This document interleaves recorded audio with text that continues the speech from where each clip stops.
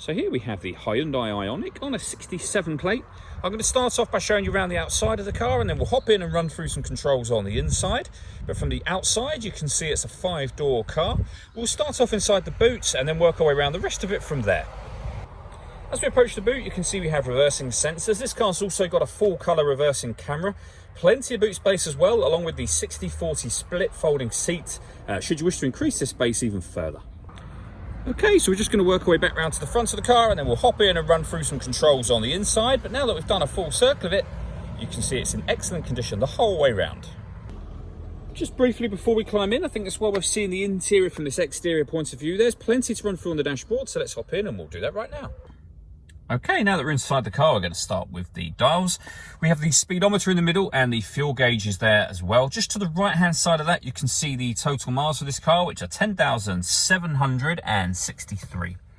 To the right-hand side of that, you will get the battery gauge, so you can see how much charge are in the batteries.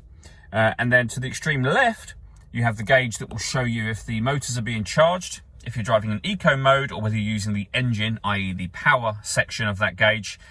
When you're driving along. There's a full video that shows how this works, which you can find on our website and also on our YouTube channel as well. Backing out to the steering wheel. On the left-hand side, we have stereo and phone controls, including voice activation. And on the right-hand side, we have cruise control with speed limiter. And that button there gives us the ability to change the trip computer information that you see displayed to the right of that speedometer just there. Working our way over into the centre, we have the touchscreen for the car. So this, amongst other things, is where you can pair your phone. And you do that by hitting the phone icon and then following the instructions on screen from there. When it comes to music, if you want to listen to your own music, you can hit that media button. In terms of ways of listening to it, once you've hit that button, we have auxiliary input, USB input. You can stream your music wirelessly via Bluetooth audio as well.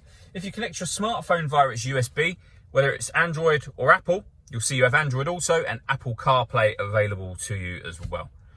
When it comes to the radio, we have DAB, FM and AM radio.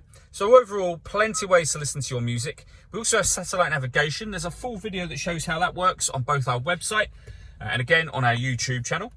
And if we pop the car into reverse, you'll see that we have a full colour reversing camera with guidelines showing you what direction the car is headed in relation to the image that's being shown on the screen.